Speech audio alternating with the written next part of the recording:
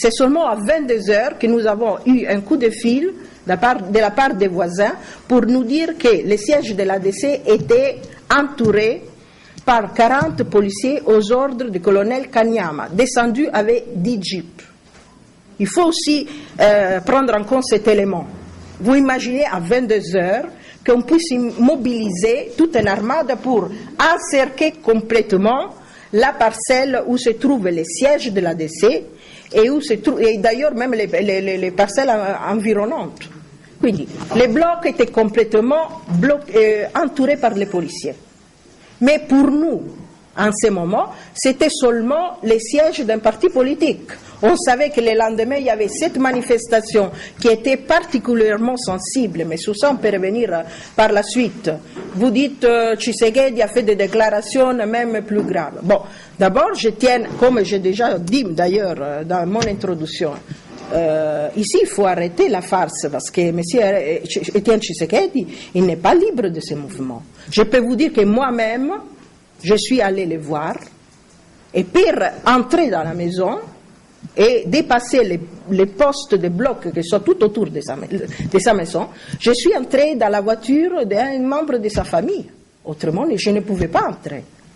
Les seules choses qui sont permises au président Etienne Tshisekedi, ce sont les sorties pour des raisons religieuses. Si vous regardez bien, il est autorisé seulement à aller à des messes. Autrement, il n'est pas libre de ce mouvement. Parce que c'est quelque chose que je l'ai vu moi-même, je l'ai vécu. J'ai pu entrer dans sa maison à limiter seulement grâce à quelqu'un qui m'a fait entrer. Autrement, c'était pas possible. En ce qui concerne les rôles et la figure jouée par mon mari depuis les élections, d'abord, mon mari a travaillé activement aux côtés du président Tshisekedi pendant la campagne électorale et même par la suite. Il a pris aussi une décision qui était très difficile, mais il a quand même assumé, c'est-à-dire ne pas siéger au Parlement. Malgré son mandat a été validé et il était tout à fait élu et même massivement, je peux vous dire, parce qu'il a été élu à plus de 80 000 voix, selon les procès-verbaux dont il disposait.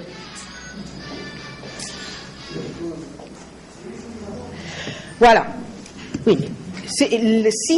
Il a joué un rôle important, pourquoi? Justement, après la mise aux arrêts domiciliaires du président Tshisekedi, il a joué un rôle important des contacts entre M. Tshisekedi et la base, et l'extérieur.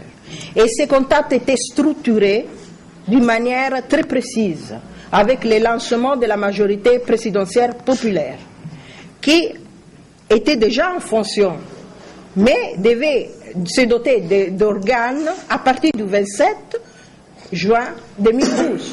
Voilà pourquoi cette manifestation qui était prévue à la cathédrale a été quelque chose de particulièrement important et particulièrement délicat, parce qu'il aurait permis à la majorité présidentielle populaire d'entrer en fonction d'une manière active et avec des organes fonctionnant au 100%. Et je peux vous dire que la chose était vue avec beaucoup d'hostilité par les pouvoirs en place. Pourquoi? Parce que beaucoup d'analystes ont considéré que le lancement de la MPP était un fait politique majeur dans le panorama politique congolais. Ce n'est pas moi qui l'a dit, ce sont des analyses qui viennent des analystes politiques de ces pays. Voilà pourquoi son rôle, sa position était particulièrement dérangeante. Et selon les informations que nous avions, on savait que quelque chose était déjà en préparation. D'ailleurs, déjà le 6 juin 2012, l'ADC avait émis un communiquant faisant état d'une entrée, une sorte de perquisition abusive dans les locaux de la démocratie chrétienne par des personnes armées qui ont bousculé la sentinelle, sont entrés à l'intérieur, sont restés plusieurs heures tout autour de la parcelle, et on avait fait état des informations dont on disposait, que quelque chose s'est préparé au siège de l'ADC. Vous pouvez voir dans le site de la démocratie chrétienne, le communiqué est là, et les choses sont très claires à ce sujet. En ce qui concerne l'horaire et quand mon mari a été enlevé. Mon mari a su le 26 soir de l'état de siège de son parti. Il a d'ailleurs demandé à Maître Yala, qui est ici présent, d'informer immédiatement l'auditorat militaire. Et par la suite, le lendemain matin, lui a donné procuration pour introduire une plainte près de l'auditorat militaire contre le colonel Kanyama pour l'occupation du siège de l'ADC. Nous, on ne savait absolument rien du montage qui était organisé. C'est plus tard, vers 12 heures, qu'il a décidé de se rendre sur les lieux de la manifestation. Surtout parce qu'il a été alerté que la police à la cathédrale Notre-Dame du Congo était en train de disperser les militants qui étaient en train déjà d'affluer. Voilà pourquoi il s'est rendu vers 12 heures à la cathédrale. Il n'était pas avec son véhicule. Il était avec le véhicule des membres de l'ADC, une Mitsubishi blanche. Et c'est dans le parcours qui va de sa maison à Linguala que nous avons perdu ses traces. La chose n'est pas étonnante, parce que mon mari a été déjà enlevé 2 fois. Ce n'est pas la première fois. Mon mari a été enlevé en 1997, le 10 décembre, chez lui à la maison. On l'a pris et on lui a fait faire les tours. Je vous parle pour vous donner l'exemple d'une expérience que moi-même j'ai déjà vécue. Il est passé, on l'a mis dans certaines villes près de ma campagne, on l'a transporté par la suite au camp Loano, et c'est justement Floribert Chebeya qui m'a aidé à les retrouver en 1997. Et on l'a retrouvé au camp Kokolo. Qu'est-ce qu'on lui reprochait? Lui n'acceptait pas l'interdiction des activités politiques verbales qui vigeaient à l'époque sous Laurent Désiré Kabila. Il continuait ses activités politiques parce qu'il ne pouvait pas accepter ce type d'interdiction, qui d'ailleurs est contraire au droit civil et politique des Congolais. Encore une fois, il a été enlevé en 1999 sur une avenue près de la voie du Zaïre de l'époque, la RTNC. Là, on a bloqué son véhicule. Quelqu'un a pris possession de son véhicule et on l'a embarqué. Personne ne nous a signalé ça. Je n'avais plus ces nouvelles. C'est passé une semaine. Et après, on l'a retrouvé dans la maison privée de M. Mwenze Kongolo. C'est là que lui-même est arrivé à m'envoyer un message par un policier qui s'est prêté à nous transmettre l'information.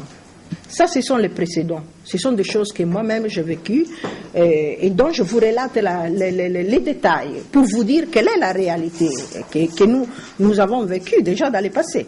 Ça, c'est le 3e enlèvement que mon mari subit. Mais cette fois-ci, je n'ai pas de nouvelles de sa part. Je n'ai aucun contact avec lui. Je ne sais pas, au moment où je vous parle, où il se trouve. Et ce n'est pas normal. Parce que c'est quelque chose qui n'est pas dans ses habitudes et qu'il n'y fera jamais. Voilà. En ce qui concerne la plainte, oui, vous avez tout à fait raison. Je me trouve en face d'un système judiciaire dans lequel je ne peux pas avoir confiance.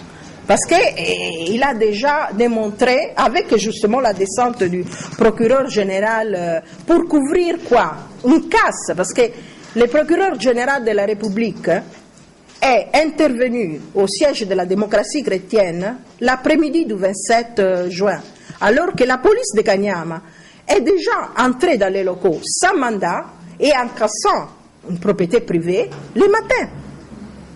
Ils ont eu le temps de faire leur mise en scène et le procureur général de la République est intervenu sans OPG, accompagné de télévisions, et pas n'importe quelle télévision. La télévision du cinquantenaire, ce n'est pas à moi de vous dire qui est le propriétaire ou quelle est la ligne éditoriale de cette télévision. Je crois que vous la connaissez déjà. Maître Yala était là en ce moment. On l'a violemment chassé pour qu'il n'assiste pas à la soi-disant perquisition, qui n'était même pas une. L'objectif, c'est quoi? Filmer, faire des déclarations et créer les monstres. Alors que mon mari, il l'avait déjà entre leurs mains. C'est ça qui est difficile à comprendre.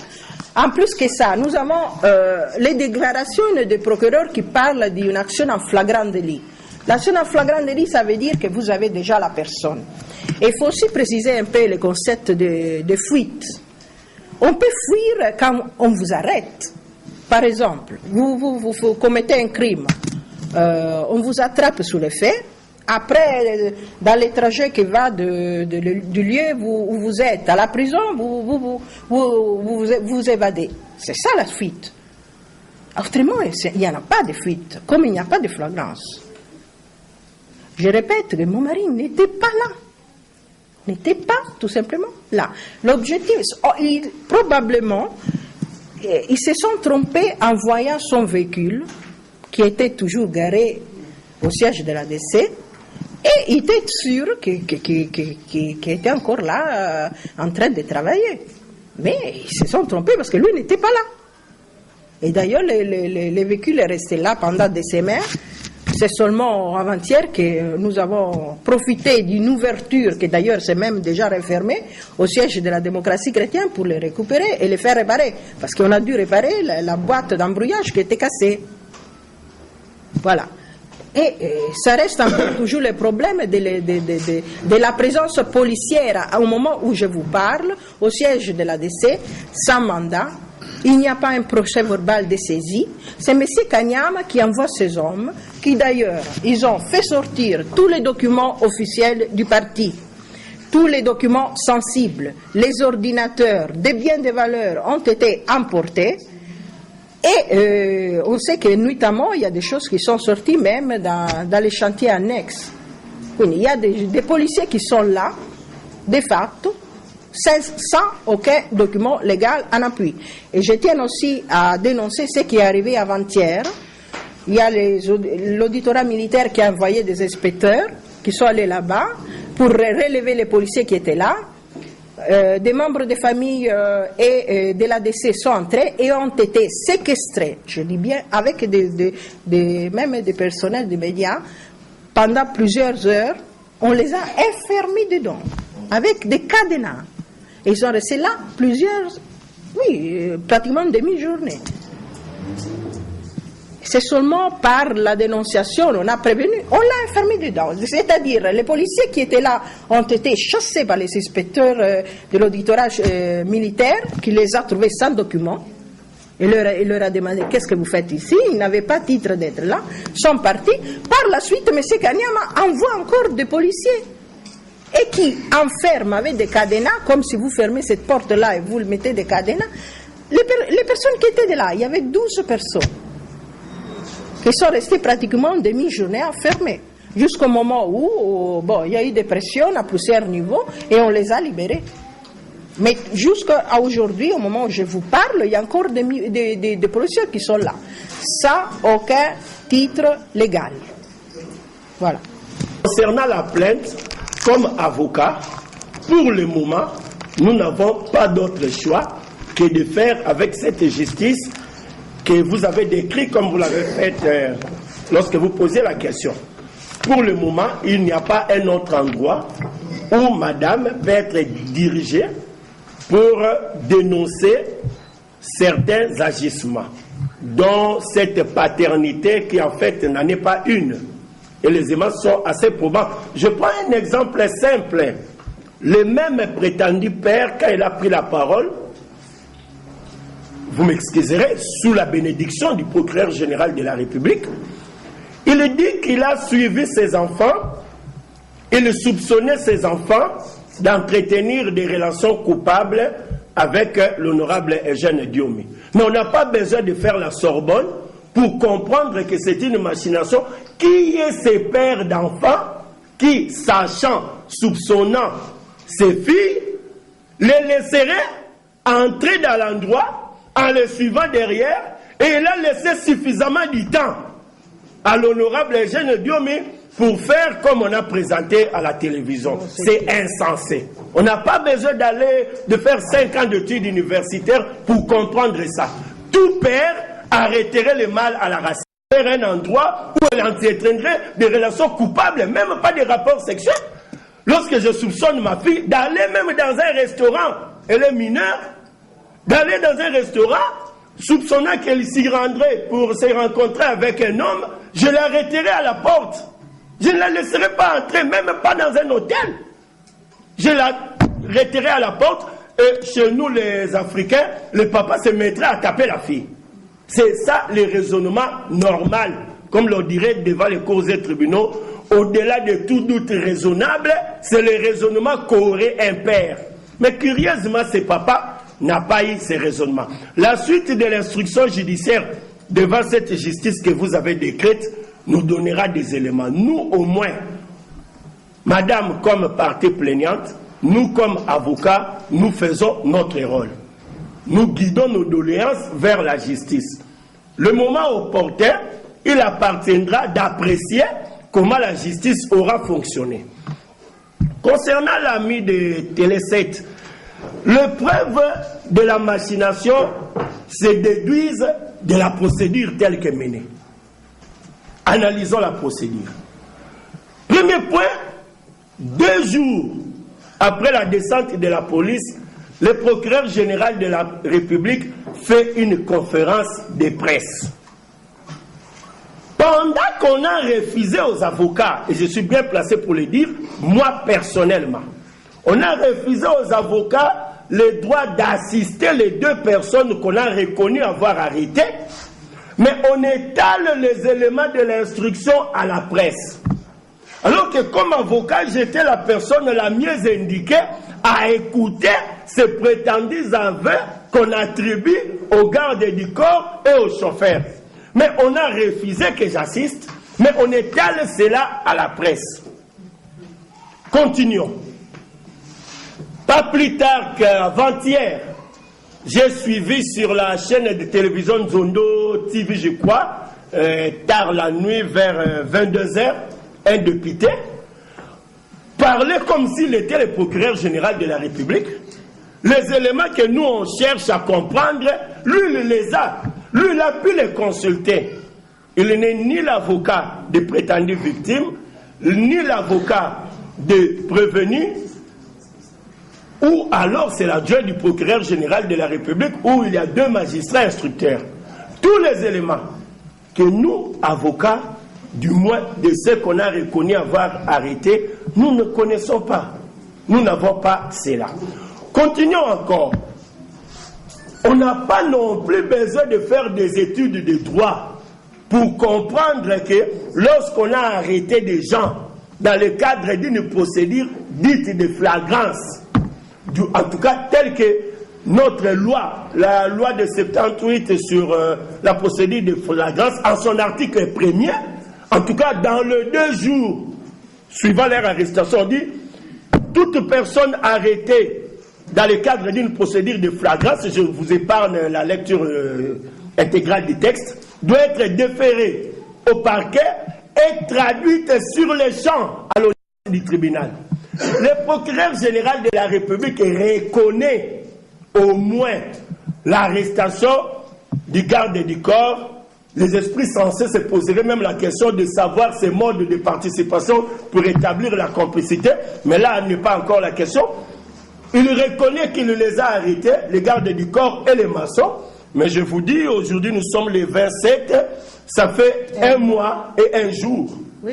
On ne les a pas traduites devant la juridiction de jugement. On les a présentées à 2 reprises pour la chambre de conseil. Or, en procédure de flagrance, ça ne se fait pas ainsi. Alors, quand vous examinez tout cela, à faire les pas, on conclut à la machination. Et je vous prends un exemple pour revenir à ce qu'avait dit l'ami du journal Les Phares, l'allusion avec les KGB. Vous savez, quand vous allez à la police criminelle de Kinshasa ici, vous avez été victime d'un vol en bande organisée par exemple, ces enquêteurs qui sont bien outillés peuvent déterminer à partir du mode opératoire, ils peuvent vous déterminer le groupe de bandits qui a opéré le crime. Alors prenons le mode opératoire et c'est une coïncidence, ce n'est pas heureuse ou malheureuse, c'est une coïncidence. Prenez le mode opératoire utilisé lors de la découverte de la dépouille mortelle de Feu Chebea. Prenez le mode opératoire dans le cas d'Yomi, un esprit sensé fait directement la liaison. Et curieusement, dans ces 2 opérations, on retrouve la police. Nous n'avons rien contre notre police particulièrement, nous devons faire avec. Mais c'est un peu, ça pose, comme a dit le modérateur tantôt, ça laisse des inquiétudes. Dans le cas de l'honorable Diomi, préservatif, fortifiant, là il n'y a pas eu de cheveux de femme, mais là il y a des mineurs. Le mode opératoire est identique.